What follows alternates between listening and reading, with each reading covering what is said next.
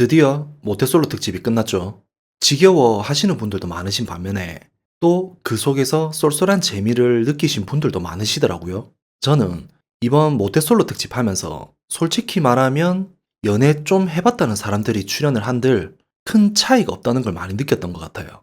단지 모태솔로 특집이란 주제 때문에 색안경이 껴지고 조금은 무시한 경향이 있었던 것 같기도 하고, 어쨌든 연애의 어려움 때문에 여기에 다들 출연하시는데 그런 것 봤을 때 하는 행동 하나하나에 공통점들도 참 많았던 것 같아요. 그래도 다행인 게 보통 1대1 데이트하면 남자분들 먹방만 하시는 분들 참 많았는데 오히려 먹방 장면은 없었죠. 그 대신 대화 장면은 많았는데 이 대화들이 항상 문제였던 것 같고, 연애 못한 사람들, 특히 연애 잘 못하는 남자분들의 공통된 특징이 아닌가 하는 생각이 들었어요. 그 중에 영식님과 영숙님의 마지막 데이트 장면을 보면 이게 정말 현실 데이트였고 이게 현실 데이트의 결과를 정말 잘 보여준다는 생각이 들었는데, 일단 데이트 때 상황을 보면 영식님 본인 이야기만 하기 바빴죠. 본인 이야기만 할 수도 있어요. 근데 상황을 봐가면서 했었어야죠. 지금 상대방이 나한테 호감이 있는 상황이 아니잖아요. 내가 무슨 말을 해도 재미나게 들어주는 상황이 아니잖아요. 근데 계속 말을 하고 있어. 아니, 여기 나오는 남자분들 왜 다들 본인 말만 하고 질문을 왜 안 하냐고. 정말 답답해요. 본인들이 아셔야 하는 게 차은우 같은 사람들이 아니에요. 여자분들이 본인을 궁금해할 것 같아요. 안 궁금해한다고. 그래서 호감을 얻기 위한 방법 중에 최고의 방법이 상대방한테 이것저것 질문을 하는 거고, 질문했을 때 상대방들 표정을 보면 좋아하잖아요. 입장을 바꿔서 생각들을 해봐야 해요. 나를 궁금해해주면 기분 좋지 않냐고. 그래서 질문을 해줘야 하는 거예요. 그래서 그런 질문들이 없고 본인 말만 하니까 여자분들은 반응이 그런 거예요. 기껏 라라랜드 같은 좋은 질문 하긴 했는데 반대 의견 할 거면 왜 질문을 했냐고. 그냥 호응해주면 얼마나 좋아요.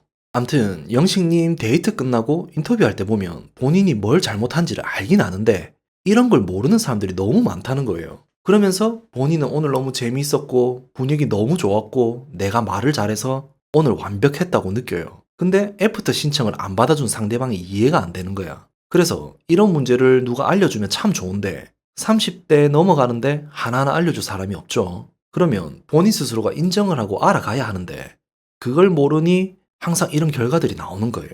그래서 모태솔로나 연애 해봤다고 하신 분들이 나오신들 연애의 방법에 대해서는 큰 차이가 없고, 우리가 항상 아쉬워하고 답답해함을 느끼면서 보는 이유가 이런 것 때문이라고 저는 생각을 해요. 어쨌든 다들 예상하셨을 거고 결국 영숙님은 아무도 선택을 안 하셨죠. 영숙님 참 대단하신 것 같아요. 아무 일도 없이 이렇게 조용히 끝나기가 어려운 방송인데 보통 아무 일 없이 조용히 끝나는 출연진 같은 경우는 매력이 크게 없어서 비중이 크게 없는 경우인데, 영숙님 같은 경우는 정반대인데도 조용히 마무리 잘하셨죠. 이런 거 보면 영숙님은 확실히 좋은 사람이 맞는 것 같아요. 제가 영숙님이 좋은 사람이라고 느낀 확실한 이유가 있는데, 보통 사람들을 보면 나에게 어떠한 안 좋은 상황들이 생기면 일단은 남 탓을 먼저 하게 되어 있거든요. 그러면서 내 스스로의 정당화를 만들곤 하는데, 영숙님은 지금까지의 영상들을 보면 남 탓을 하는 장면이 하나도 없고 본인이 부족했다는 말을 항상 하세요. 그리고 싫다는 걸 표현할 때도 보면 상대방에게 내용 전달을 하기보다도 내가 이래서 그랬는가 봐요 하는 말을 잘 하시거든요. 영식님과 식사가 끝나고 어찌 보면 마지막 데이트에 개인 인터뷰를 했는데 솔직히 식사 자리가 좋은 자리는 아니었잖아요.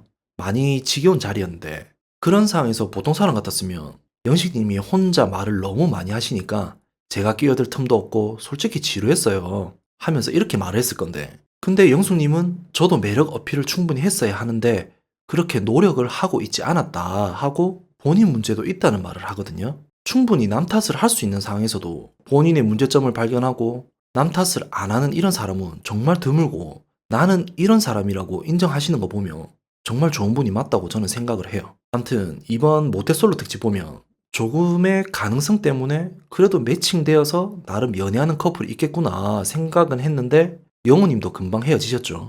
이런 거 보면 저는 이런 생각 많이 하거든요. 잘 사는 커플들 보면 뭔가 모르게 둘 다 닮은 게 있어요. 닮았다는 게 성격도 성격인데 이상하게 외모적으로 비슷한 느낌이 들거나 어울리는 느낌이란 게 있거든요. 그런 사람들 보면서 신기하다는 생각들을 많이 했는데, 그리고 그런 말 있잖아요. 나랑 닮은 사람한테 끌린다는 거. 연구 결과도 있고. 근데 이번 특집에서 보면 어떻게 비교를 해도 제 눈에는 어울리는 사람들이 없어요. 단지 눈에 보이는 키 때문이라고 할 수도 있는데 그게 아니에요. 제 말 이해하시는 분들 있으실 거예요. 남자가 아무리 작아도 뭔가 어울리는 커플들이 있거든요. 그래서 이런 아쉬운 결과들이 나온 이유도 있다고 봐요. 암튼 아무리 모태솔로라고 해도 어찌 보면 처음 소개 때부터 외적으로도 너무 다른 사람들끼리 뽑은 게 아닌가 하는 생각도 들면서 조금만 잘했으면 모태솔로들의 좋은 결과도 만들 수 있었고 방송 끝나고도 연애 잘하는 모습들 보여줬으면 실제 이런 분들한테도 희망과 용기를 많이 줄 수 있었을 것 같다는 많은 아쉬움을 남기는 특집이었던 것 같습니다. 어쨌든 끝난 건 끝난 거고 다음 예고 보니까 또 나름 기대를 하게 만들기는 하는데 또 열심히 보고 좋은 리뷰 만들도록 하겠습니다. 감사합니다.